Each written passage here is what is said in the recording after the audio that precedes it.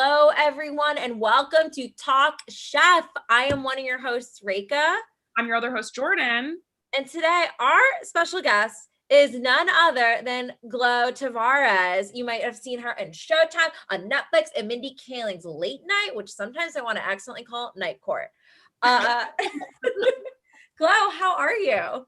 I'm good. How are you guys? Hello, everyone. Ooh, is someone listening in the background? Got a little bounce back sound. I'm sorry. No, it's fine. We're doing great, Glo. We're so excited to have you. We know you love cooking, and so we love to get people who love cooking on this show. I love cooking. I love cooking, but I love watching cooking shows infinitely more. My YouTube is all binging with Babish, and it used to be Bon Appetit. It used to be Bon Appetit, but you know. Sorry. Also, do you guys talk about like current events in cooking? Because they hired. We tend to talk about. I didn't hear in cooking. I'm like, yeah, we go into Benghazi and like a bunch of stuff usually every week. Good. So Trump, no. But they hired a Black woman to take over Bon Appetit, and it kind of pissed me off. I was like, oh, so you're gonna make her clean up your mess? You're gonna make her come in and do all the work and fix it, and if it doesn't work, then she's bad. But if it does work, then it's like, well, you know, it's just a lot of pressure. So it's like, why not hire a staff of people of color from all race? Because that was the issue, right? But you're just gonna keep all the white people and then put a Black person in charge. It's a lot of pressure to be the person that's supposed to fix everything and the symbolic figurehead of all of that, for sure. 100%. So that's, I'm annoyed. I know she's gonna do a great job, and like I'm excited to see what she does, but it's a little bit like, okay, so all the people of color left, and then you just hired one Black woman. Yes. Okay, cool. Yes. Ideally, you don't even get to that point where there are so few people of color in the higher up positions where like, that's what this looks like. Like ideally she's one of many or whatever. And like, I was reading the article and she's like, I didn't think I was going to get the job because I have no experience in magazines. And I'm like, oh my God, they're just setting her up for failure. They're just like setting her up for a bad time. But yeah, that's my beef. Bring your beef here. We love all food beef, drama beef, everything. I love my problematic king, Alton Brown. Is he problematic? Our friend Lily Dude just told me that he's a Trump supporter. I think he's a Trump supporter.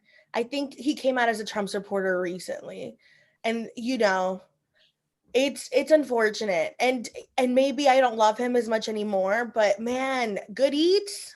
Oh man, Good Eats was like all day, every day when I was younger. They would play reruns late at night. And it was so good. It was so nerdy, which it doesn't make any sense. How do you make Good Eats and then become a Trump supporter? Yeah, very upsetting. Because he's probably rich. Oh my God. Mondongo P. Oh my God. He did Hot Ones like a few years ago. Hot Ones is another obsession of mine. Yeah. And he was like, oh yeah, like grocery stores just depress me, so I go at night because it's just a bunch of people making bad decisions on food. I'm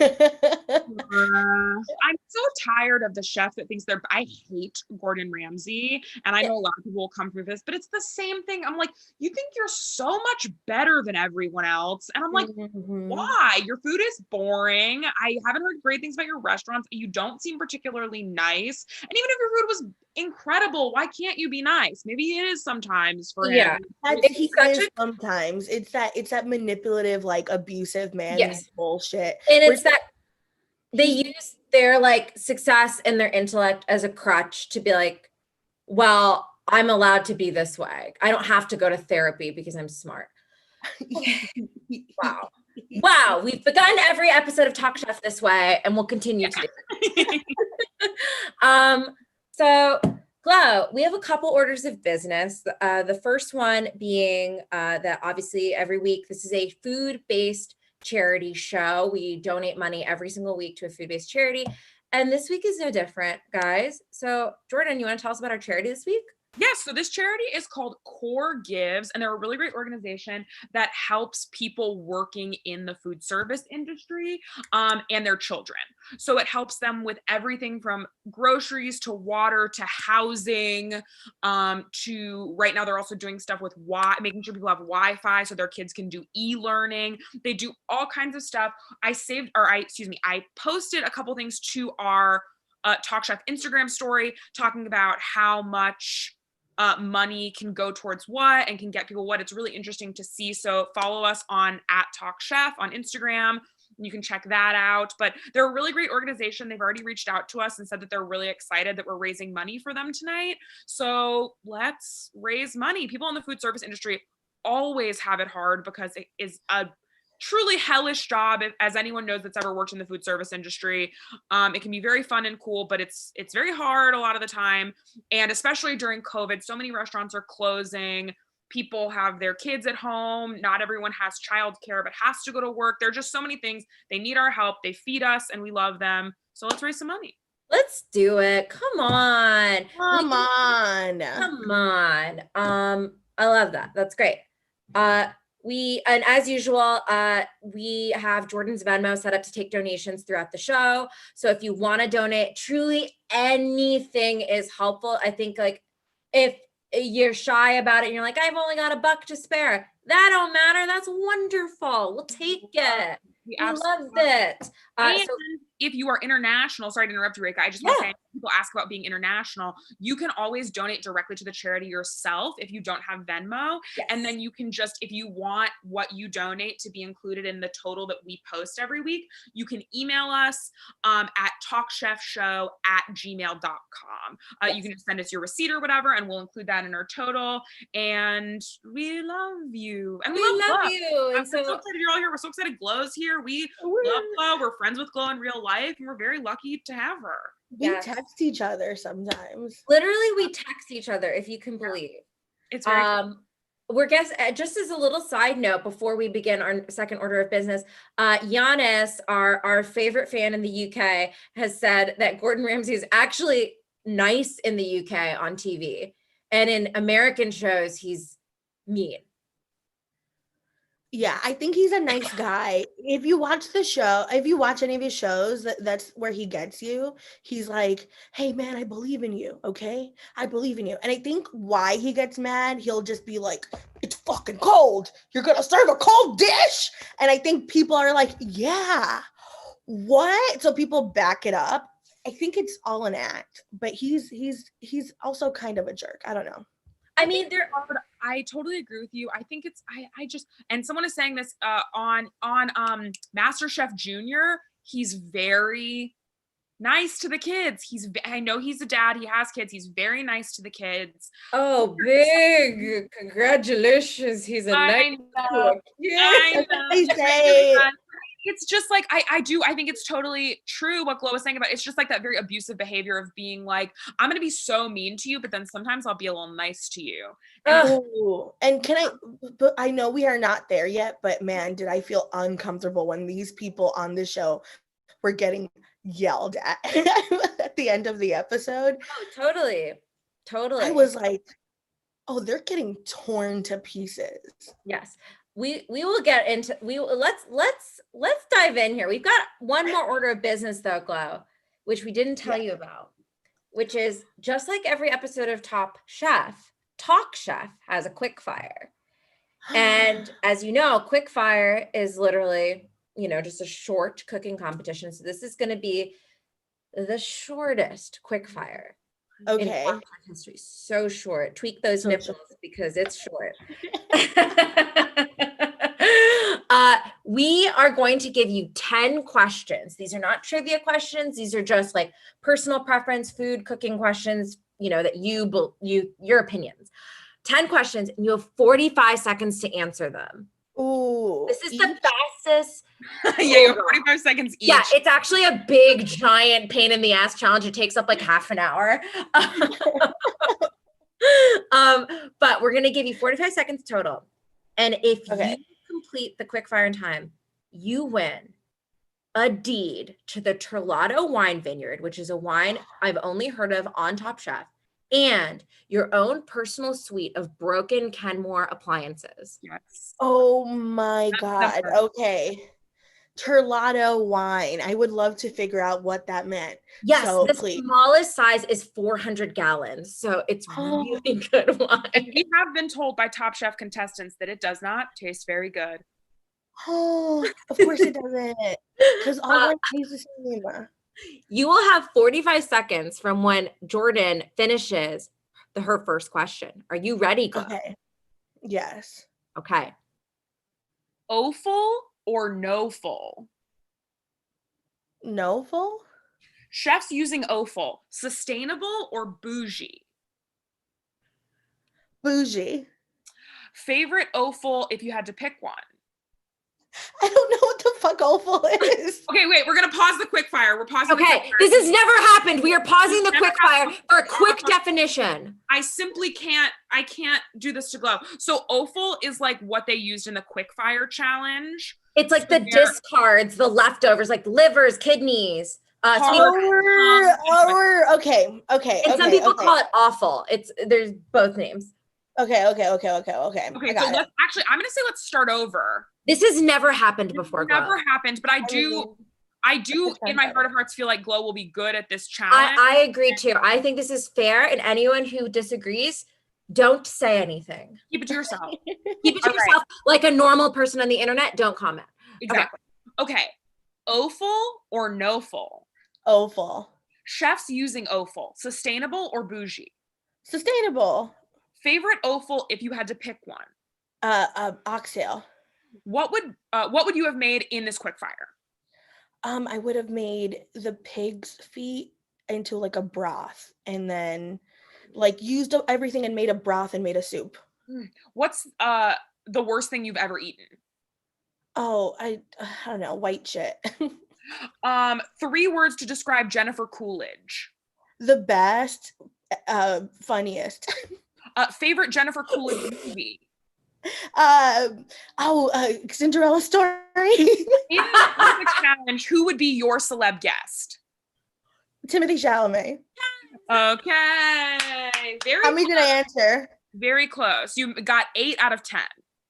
Damn. Glow, we are going to give you a little consolation prize. We're going to give you the mini to-go package of Terlato wine. It's 210 gallons. So the value is $6. Yeah, the value is a total of $6. And the bottle is made of plastic. So congratulations. That was fun. I grew up on offal. Oh yeah, I think a lot of people don't know it's called offal. I think I just knew it as like innards before watching Top Chef. Yeah, But when you said no full, I was like, I don't think that's true. I think you're. I think you're offal because I didn't know what offal meant. Yes. I grew up on oxtail and like mondongo and like pig feet and all that shit. Yeah, that's what I was like. Why aren't they just making a broth? Like do it for an hour and a half, cut up some like vegetables and make a soup or some shit. Yes.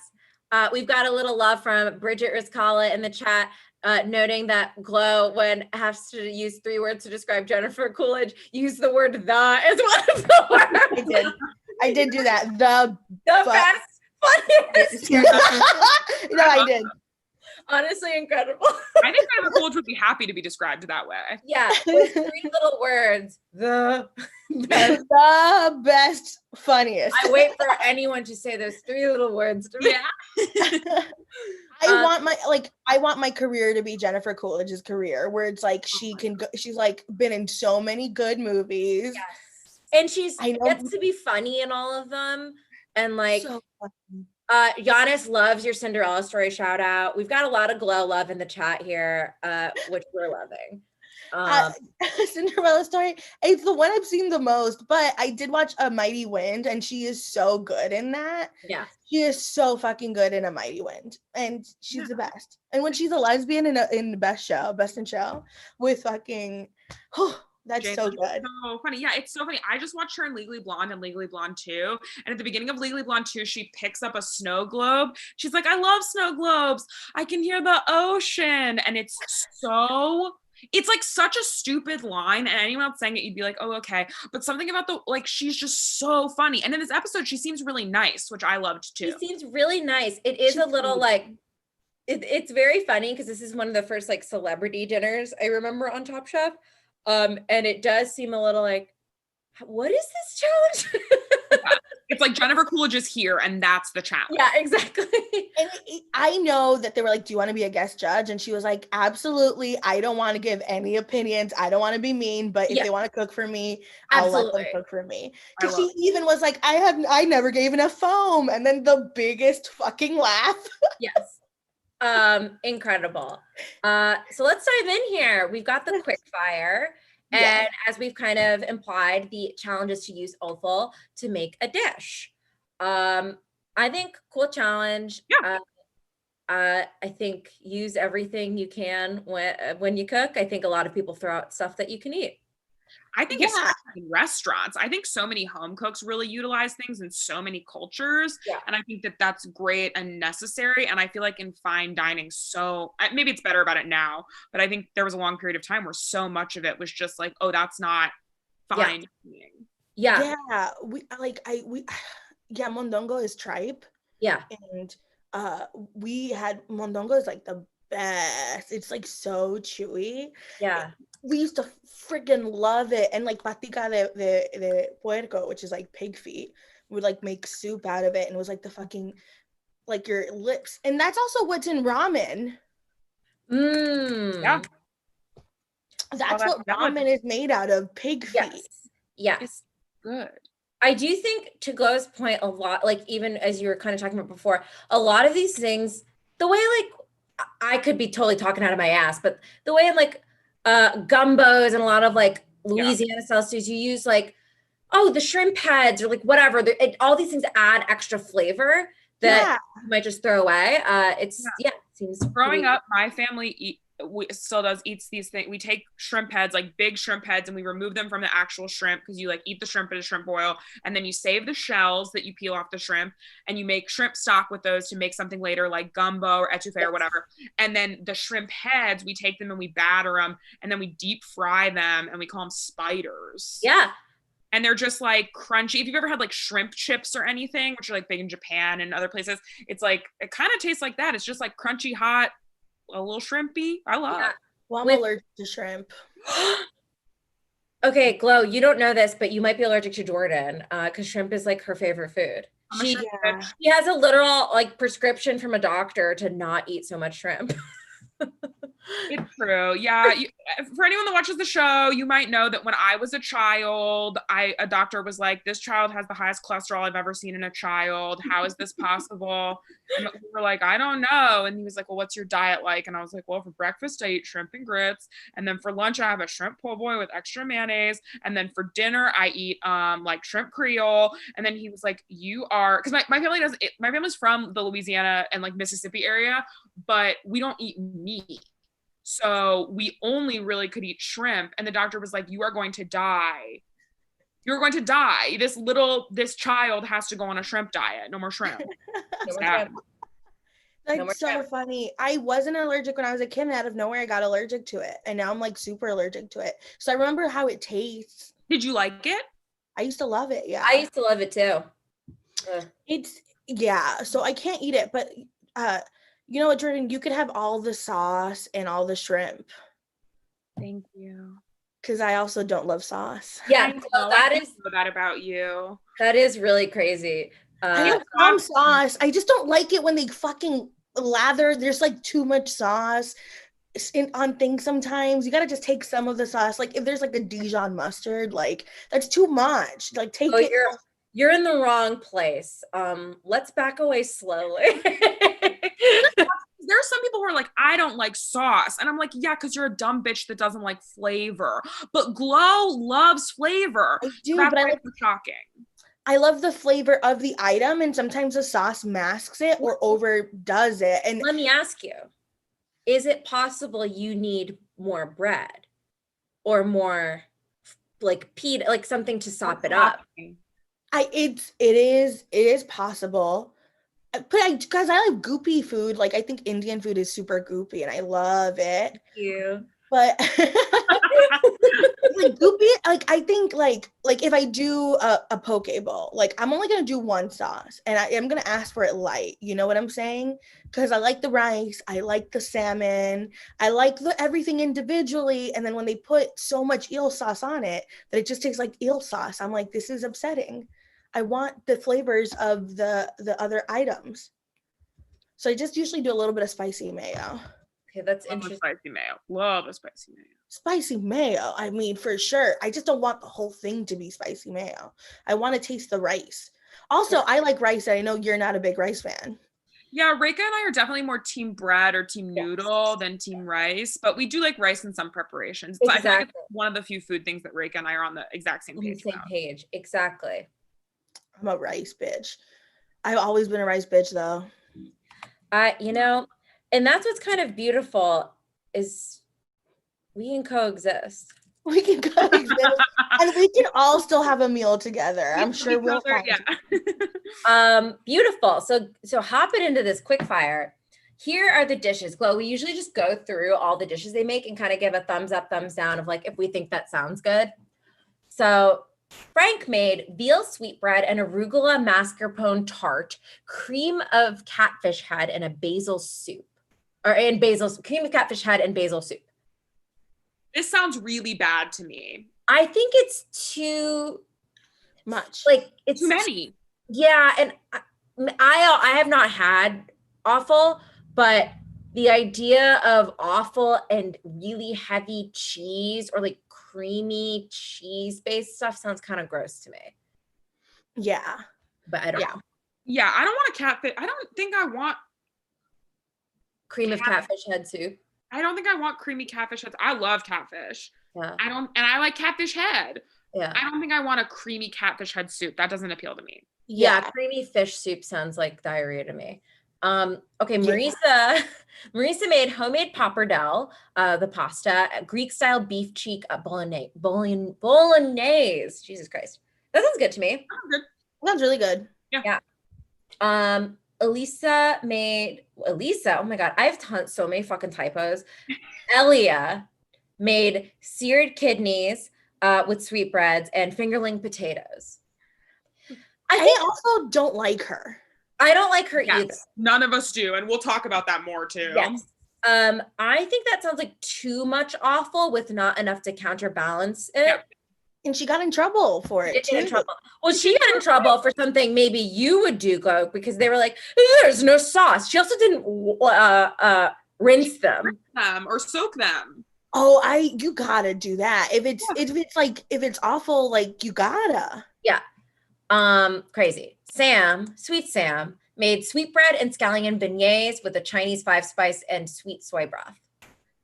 But there's no way it was as good as he's too hot to be a good cook, and I just don't believe it. Okay. Oh, okay. Guys, put it in the comments. Is Sam Talbot too hot to be a good cook? Dial 001 if you think yes, 002 if you think no. They were all just like so surprised by it, and it looked fine. They didn't show the dish a lot, and I was like, there's no way it's as good as they're saying. He's just hot.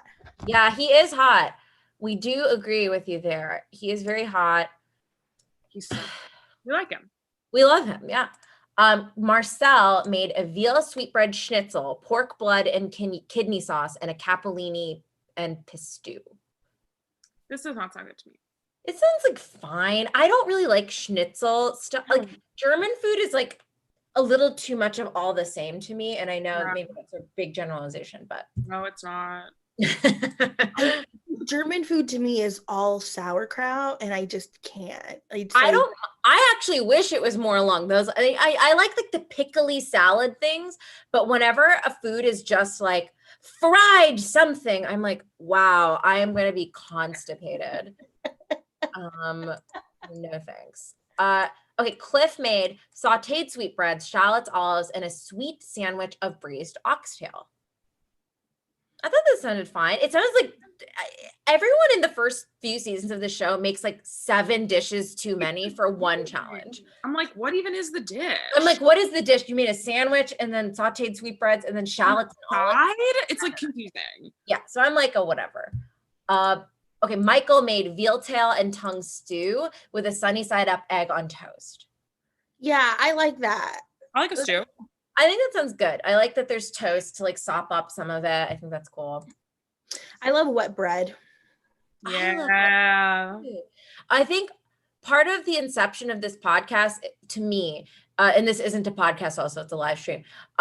Jordan and I were talking about burritos once, and I texted her, I was like, I really like, and this is before I knew Jordan's food preferences, I was like, I really like the nub of a burrito where all the like sauce and like the mushy beans have all like fallen, and that's my favorite part. And then the tortilla is nice and like folded on itself.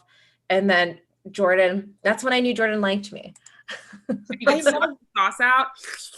And there's the butt of a bread and you like dip it in like hot chocolate or hot coffee or whatever. I'm a dipper. I love dipping.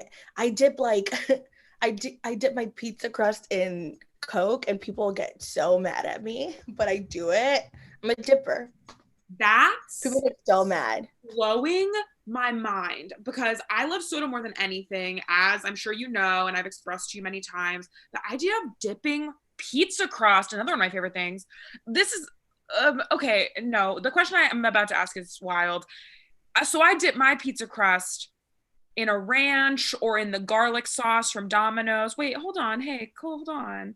Could I then also put a little Coke on top of that or no? No, I don't like that. That's too much. I'm sorry. I do not like ranch though. I know. I'm sorry. Something is about to happen.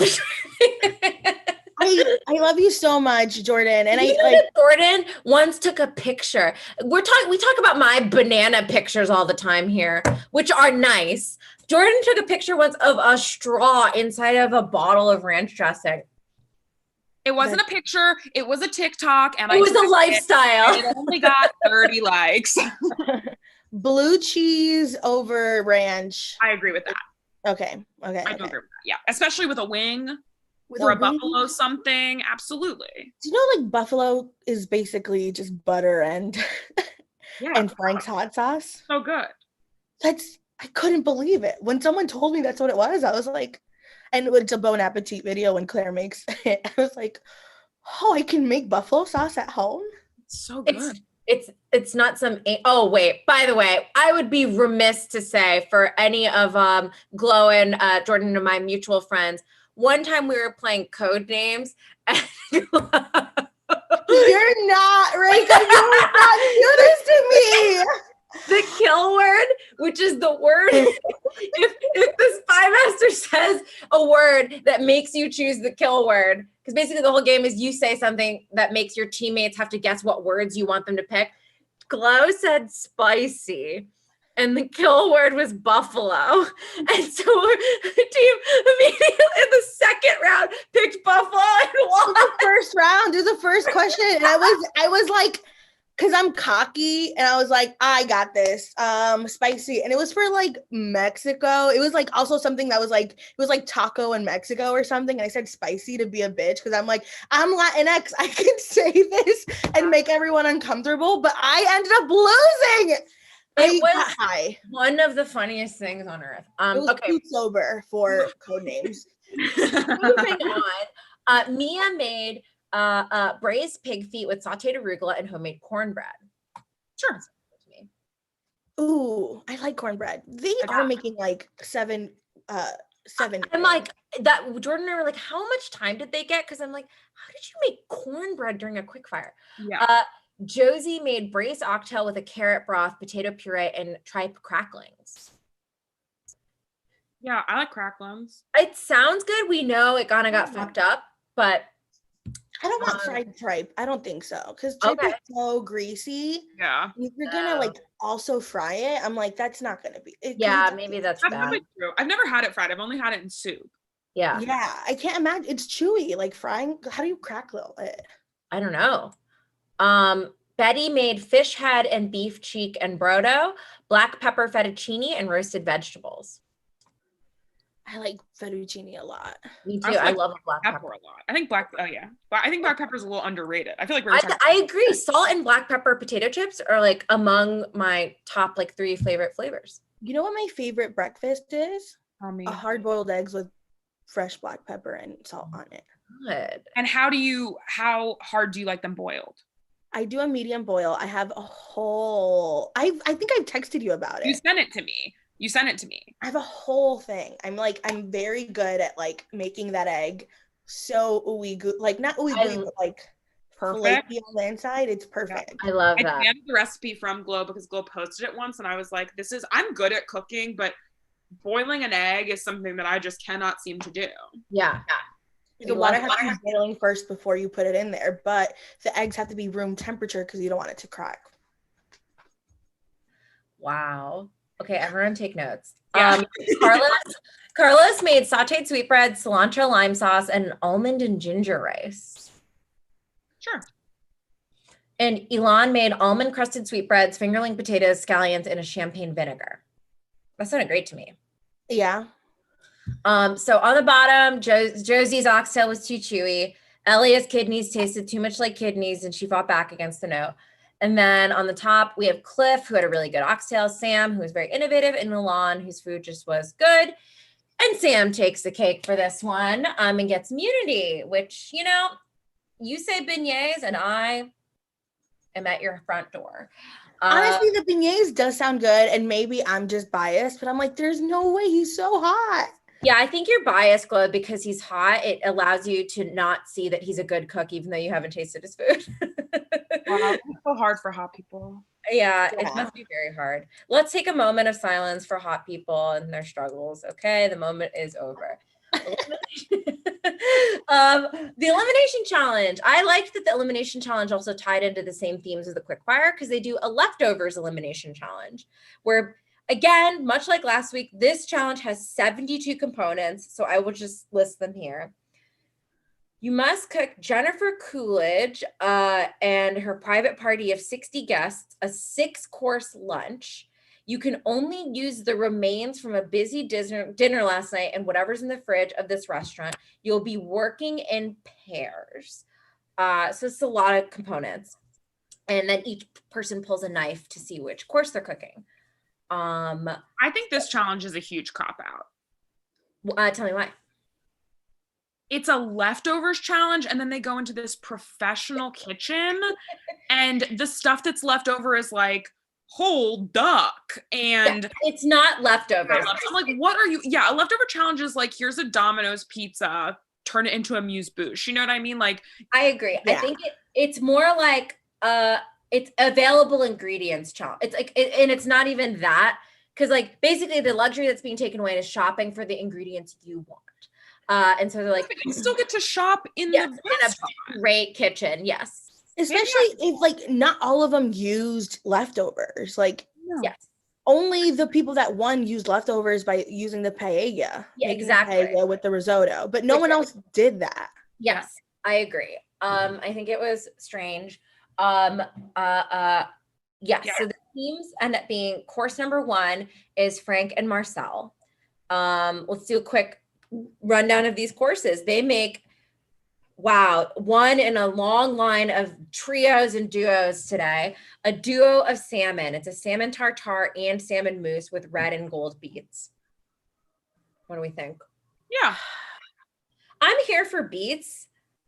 To me, I love soft. I love goop. I come from a goopy food fan, whatever. This sounds like soft on soft a little bit. That's what it is. That's why I'm kind of like, meh. It's like salmon cream and salmon tartare. Like, I don't know if I want that. Yeah. Okay, so you're not. That's okay.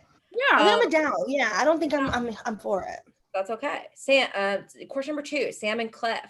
They make seared foie gras with a fig gastrique over an oyster mushroom crostini, and then a seared diver scalp with a confit of serrano ham. Oyster mushroom crostini is like my shit. So yeah, I'm here for this. Yeah. Even though those two dishes have nothing to do with each other. Crostini is so easy it's not easy to make, but it's every time it is made, it's like, yeah, why aren't we doing this more often? Guys, why aren't we doing this all the time? Yeah. Well, especially when people take the bread and they toast it and then they take the clove of garlic and rub it on the bread. I never think to do that, but every time I see someone do it, I go, oh, I got to do that. I gotta do that when people have me over and they make like a fucking charcuterie plate, and I'm like, why don't I do that? I honestly, one of the nicest things I feel like to do is like buy a jar of olives, some like crackers and like shit like that, and get a glass of wine and just be like, wow, this costs $10 and I can eat 5 charcuterie boards in a row if I want. Yeah. Really incredible. Okay, great. Third course was Michael and Elon.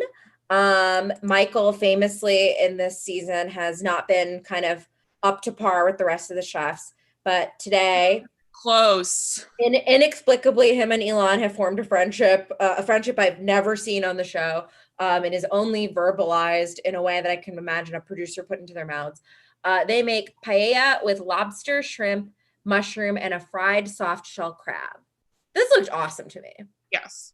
Yeah, I'm allergic to all of it. But well, we'll die for this dish. I would die for this dish. I want to also flash forward to season fucking 8, I think, where someone makes paella and Michelle Bernstein and Toby Young are judges, and Toby Young says paella, and he corrects Padma and Tom for saying paella, and his logic is, well, you don't say Mexico, you say Mexico, so why the hell are you saying paella?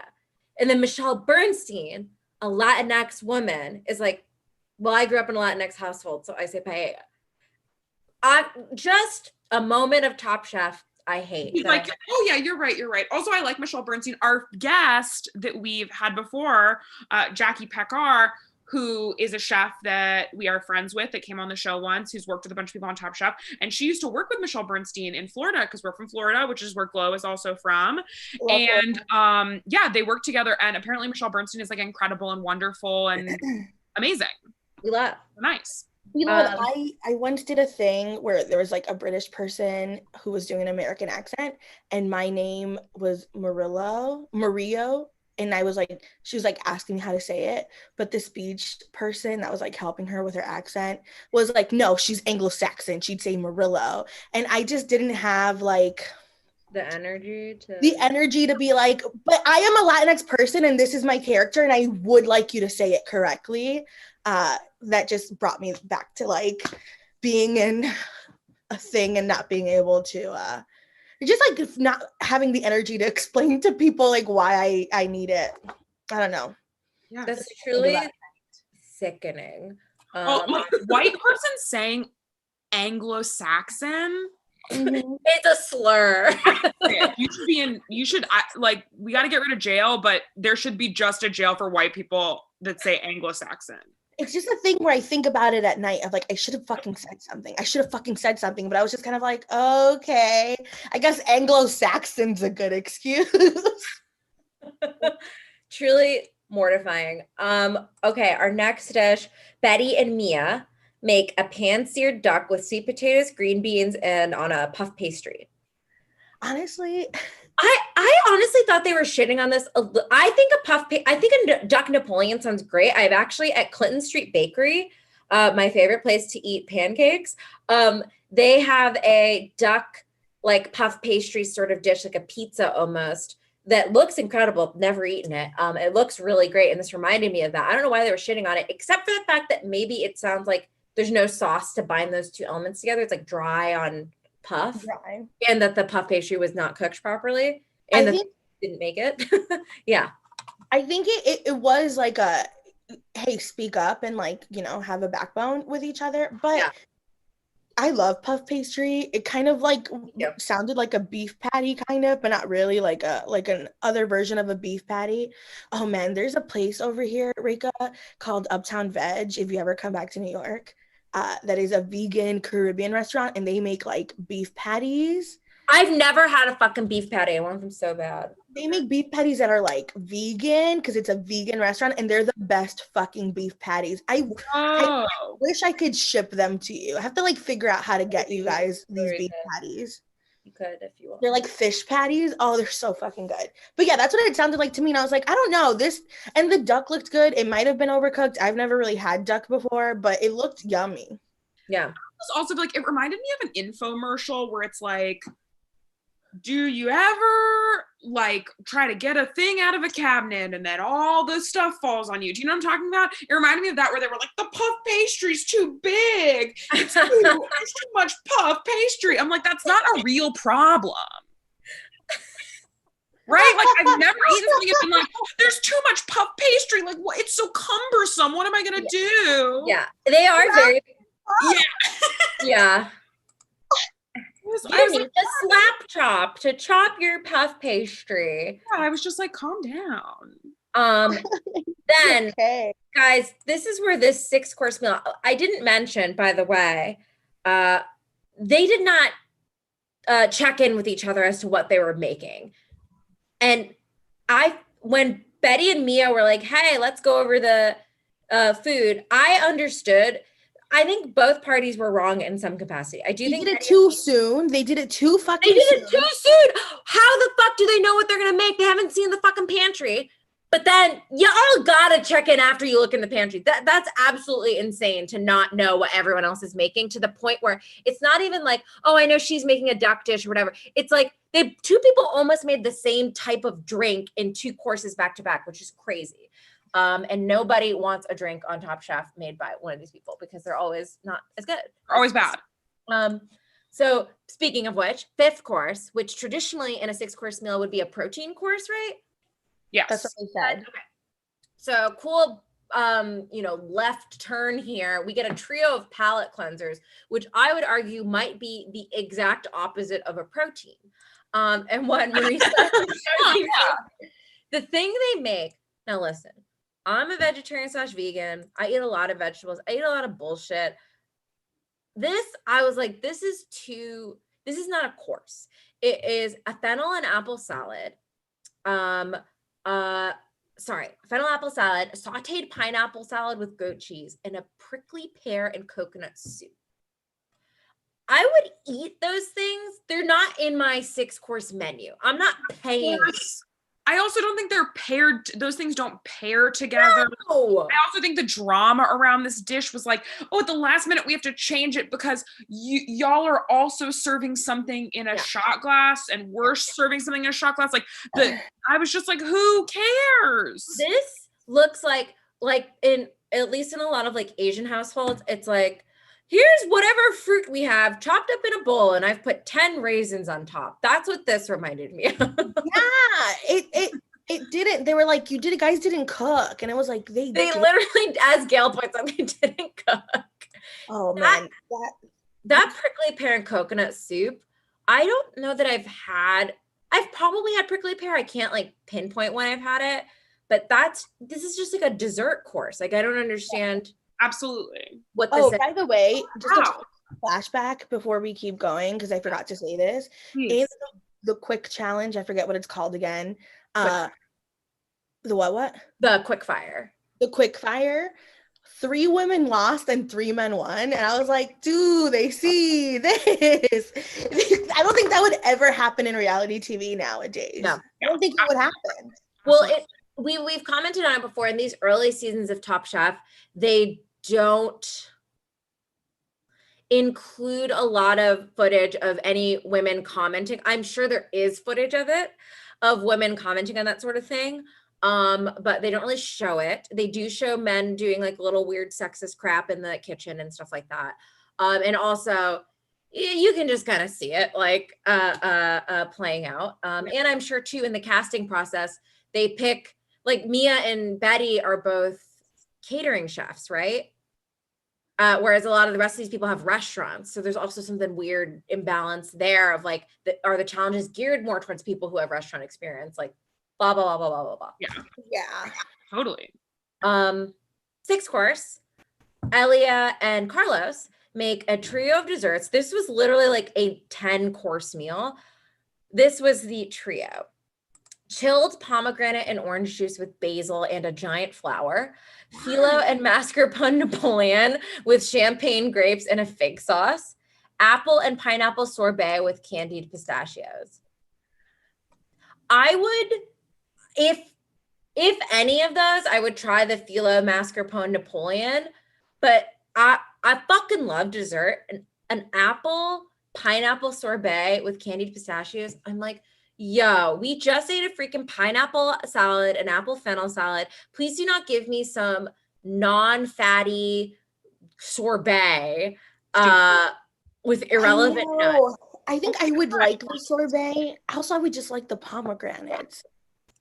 I would no, I agree. Like I just think the like choice and execution of all these things. I like fruit. This is another debate. Jordan doesn't really like fruit. I love fruit, but for me, these desserts don't like I think apple can work in ice cream, but in a sorbet, I'm like, apple is so watery. And it's so mealy. It's so mealy. Very mealy. How are you making that? And then you're putting candied pistachios on that. What does that have to do with anything? And then how do you candy a pistachio? I think you would just like put it in like a caramel sugary syrup and let it harden. But like the phyllo mascarpone and grapes, I'm like, what is with people using grapes this season? Like, I don't know. And then like juice is not dessert. I'll tattoo that on my face. Juice is not dessert. So it's not. Fucking, if anyone out there thinks juice is dessert, it is not dessert. And this is not the show for you. I'll tell you that. This is not the show for you. Go home, and if you're already home, go to your other home. Go to your other home. No, you all have second homes. Go to your second home. Go to your second home. Because you have two homes if you think some bullshit like juice is dessert. That's true. Absolutely. We were kind of joking and doing a bit up until Glow said that when that's actually true. Juice is dessert. I do think that's true. You have some crazy money. I will say that someone that we know once came to a party and she had to get dessert and she brought pineapple. She brought a pineapple for dessert. Okay, now, great. So we'll have to talk about who that is after we sign up for the show. I went this is a funny story and we all laughed at this. I went on a like a road trip to like a cabin with some friends, and my one friend, we all brought food. He made a whole delicious, like basically charcuterie platter for us for breakfast one morning that had like smoked salmon. He got me veggie bacon. He sliced avocado really nicely. He had by the time everyone woke up, he had made coffee and toasted bagels. But as a snack, he brought a whole pineapple. It was extremely funny. And then we found some tagine and we went crazy. Fruit is just, okay, listen, since we're on it, I will say it again. I don't hate fruit, but first of all, see, fruit that is not in season, a lot of times to me tastes really bad, and people will just be like in the middle of December eating a strawberry. And if that is like what you have accessible to you, that totally makes sense. But I also find like bougie people doing it, but like I don't feel like vegetables get treated with the same respect as fruit does. And I just I don't think fruit is dessert. It's not good. And also when I was in elementary school, a girl asked me if I liked fruit or vegetables better, and I said vegetables, and she told me that I was a lesbian, and I am. So I think about that a lot. And that's Jordan's origin story. My origin story. And she said it in front of everyone, and I was like, okay. And then everyone was like, you're a lesbian, and also you're too tall. And I was like, okay. Sorry, just a little sidebar. The associations people make with food, and first of all, like, oh my god, what a fucking like loser, but also these like random associations. I'm thinking of Top Chef season 8, where a chef who we will talk about when that comes, who we don't like, when they're making fondue, says that fondue is gay. I remember that. What are you talking? Lamps are boys. Like, it's so irrelevant. Oh, I guess all Swiss people are gay. Yeah. It's truly so like you're stretching for something to say. It's crazy. But Jordan, when I was saying like we're from Florida, like I had fresh fruit growing up. Like and I had fruit from like the farm that was like in 2 towns over, and we'd go to like farmers markets, and like there was like strawberry fields and shit. So I get that. Impossible to find a good orange in New York City. It's so fucking hard to find a good avocado in New York City. There's just like things where I'm like, there's like things that are good, and like if the oranges are in season, like right now they're like pretty okay, but it's just so impossible to find like a good orange because yes. I also we pick them when they're not ripe yet. I know. I've also said this before, and it is one of my most bizarre opinions, I'll say. But I do think fruit is also like weirdly sexualized, in like a very feminine way that I don't like or associate with. And that Did is you like watch the show Undressed? no. Wait, what show? Undressed. Oh, you're a little younger than me. Tell me more. There was an MTV show called Undressed, and it came out when I was like 11. And the commercial was just like phallic symbols, and they were all fruits. There we go. Yeah, people don't treat vegetables with that kind of respect. Nobody's making carrot dicks. They're People only are horny enough. I don't know, to- eggplant. That's true. But where are the broccoli titties? Yeah. And when did eggplant get its sexual deserved energy? Recently. Jordan, it's because someone asked if it preferred fruits or vegetables, and it said vegetables, and they're like, "You're a lesbian," and then it got this like sexual energy. There we go. In the chat, is anyone shouting out Undressed real quick in YouTube? I'm just wondering. Hey, Glow? No. Let me do a quick scan. Absolutely not. That maybe the internet would go wild. Like, yes, Undressed MTV. Not a single peep. Undressed live stream. No more Top Chef. Incredible. Hey, if you like Undressed, give Glow some love in the comments so she doesn't feel totally left hanging about it. It was the shit. It was like the fucking like college aged people having sex, but it was MTV, and it was just like the corniest bullshit where they were like, oh no, we got our handcuffs on. And it's like two people that hate each other that are handcuffed to a bed, and then they eventually fuck. It's so funny. It's that type of. What is the conceit of the show? There's just like different stories. So some stories take like 3 episodes, some take 4. So they're just like different stories weaving in and out of the show. But there's one where the nerd of having sex. Yeah, like there's one where like the football player breaks his leg, so the nerd has to come tutor him, and then they fall in love. Okay, I'm looking at the Wikipedia. It's truly amazing television. Wow. Okay. Okay, wow. If you like Top Chef, I think you'd like the MTV's Yeah, the Venn diagram for Top Chef and Undressed is really a circle. Wow, so interesting. We've waited a couple of minutes and nobody's talking about Undressed, so we'll move on.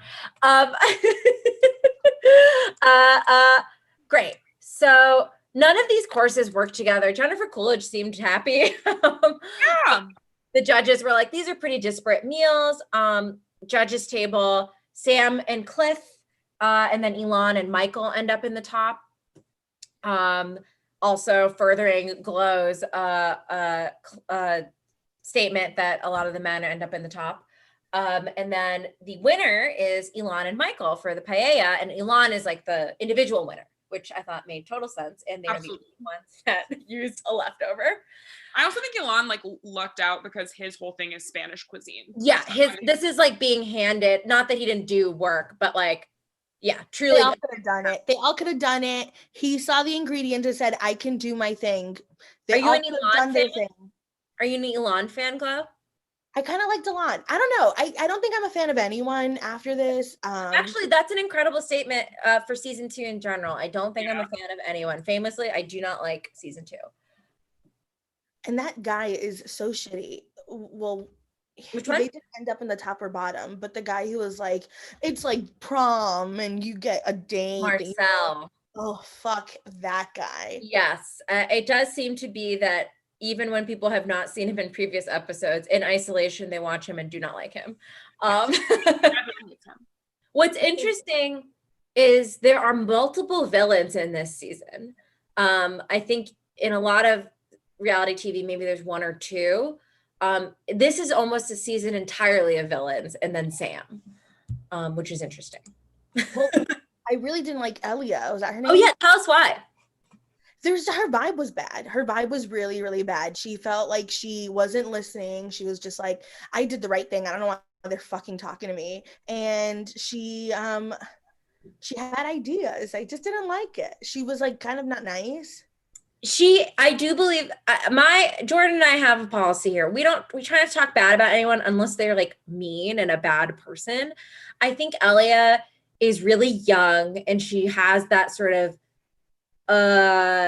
confidence that is bordering on like rudeness or like bratty. She was a little stubbornness. bratty for me, and I didn't like how bratty she was.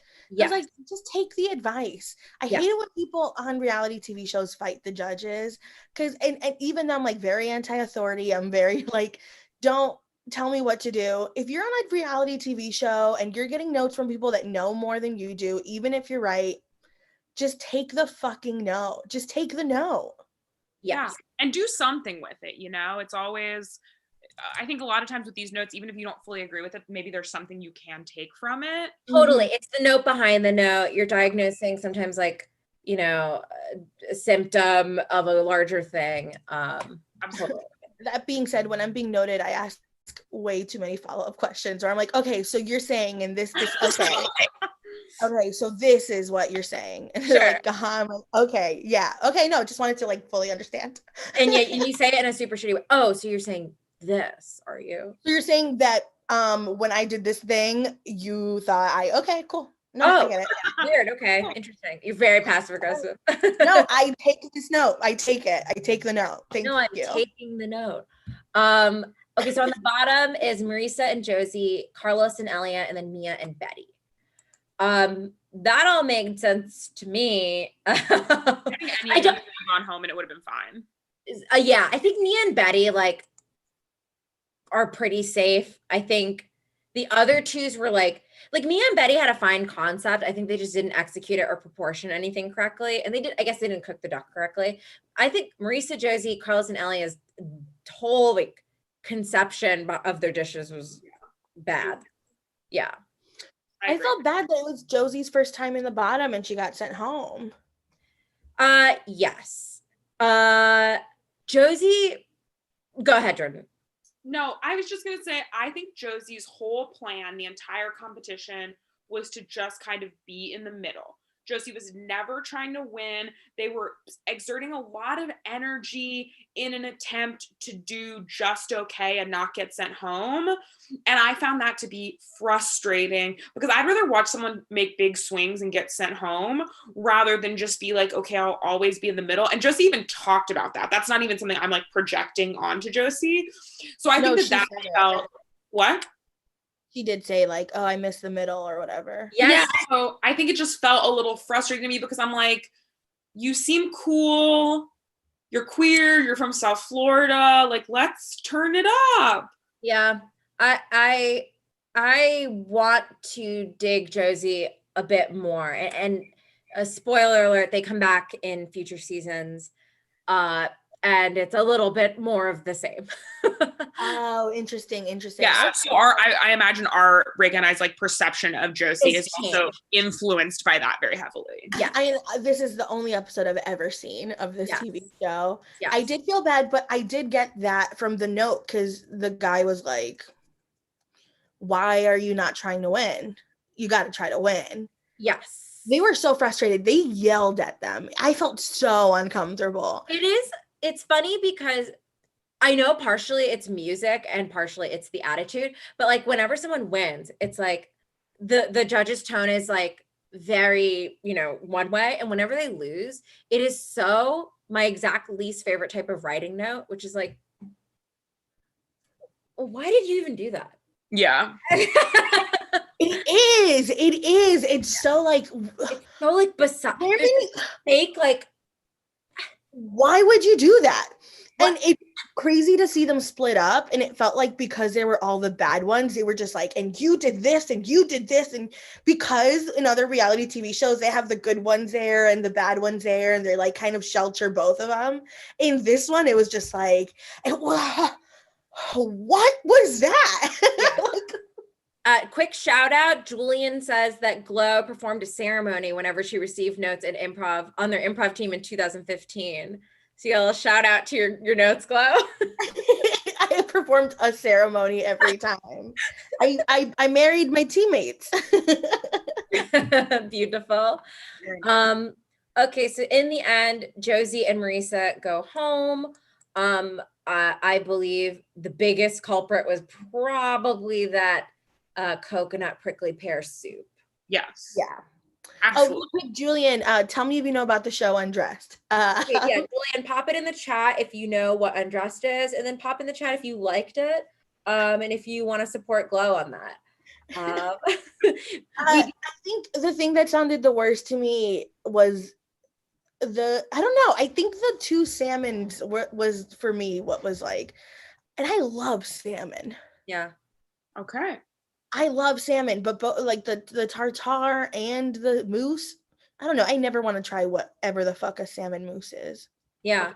See, salmon mousse sounds good. I have had salmon. I think I had a bite of salmon in 4th grade because my teacher made me. And I don't remember liking it, but I imagine I would like it now if I ate it. Salmon mousse on like a cracker or like a crostini, something like with a different texture sounds good to me. Yeah. Maybe I'm wrong because I do like a salmon, like a lox and cream cheese. Oh yeah. Ooh, I'm yeah. gonna make carrot lox after we talk today. Breaker's Ooh. favorite. I don't know what Julian's words in. I don't know what Undressed is, but I always support Glow. He says my Glow go. Thank you, Juji. We got Jason saying, I liked Undressed as a guilty pleasure, more or less, but probably only because I was close to the target age. I would not watch it today. Yeah, same. You have it here, folks. You have it here. A concrete opinion on Undressed. We all know what to glean from that, so take what you will. Same. I don't watch bad shows anymore. Everything Yeah, none of us watch None of us do. bad shows. I didn't just watch 2 old seasons of The Bachelor and 1 old season of The Bachelorette. No way. No. I'm not on Reddit looking at stories about the Real Housewives of Salt Lake City. Yeah. No. I didn't watch Once Upon a Time in a month. I didn't do that. Incredible. Well, Glow, we've talked about the episode, but there's one other thing we like to do, which is if you were a part of this challenge, if you had to make leftovers into a dish, given what was in that kitchen from what we saw, what do you think you would have made? Chicken salad. Okay. More. Tell us more. I would have made like a fresh chicken salad on like a toast of some sort. And I think because I don't know, that's what I do with my leftovers. So that's what if I have like chicken that I'm like, I don't want to eat it anymore. I just like, you know, do that to it. Okay, now I put like mayo and cut up like celery, cut up some like onions and just like put that on a toast. Now, Glow, this has been a debate. Would you put grapes in there? It depends. Okay. It depends. I don't think I would. I don't where I'm going. If it's like a wedding, yes. If it's like no. I would rather put apples in there. I think I would put apples in there first. And it could be like even like a stuffing, like maybe a cranberry apple chicken salad. Like I think I would have done something like that. Yeah. It's lunch. It's not even dinner. So like it's lunch. I didn't even think about that. Lunch. Like an open-faced chicken salad sandwich. I love. Yum. And if like just some fucking on some good ass bread, like why not? That's like, why complicate it? Yes, absolutely. They do try to get a little too chefy sometimes in the show. True, very true. Well, guys, we're almost wrapped out of this episode. Again, remember, if you want to donate to our charity for this week, which is called Core Gives, Venmo Jordan, any amount is really helpful and incredible. And again, this is to help people, restaurant workers and the people that, you know, are working so hard during this really insane time. Yes. So Jordan's handle is at JORDANMYR1CK. I always think I'm actually going to say I instead of one. I've popped that in the chat. It's also in the description. And Glow, you are Top Chef. What? I won this episode? Won this episode. Oh my God, I'm gonna get the Tartu long wine. Yeah, honestly, yes. Absolutely. Gelato, yeah, you win their next biggest size, which is 5,000 gallons. Thank It'll God. be delivered in a giant one of those like trucks that's used to empty porta potties to your house. Wow. I guess all I have to say is eat my ass, Gordon Ramsay. Woo! Yes! And thank you guys so much for tuning in. We'll be back next week with another food-based charity and another episode of Top Chef to review. Thank you for having me. Oh my God. Thanks, Flo. Bye, everybody.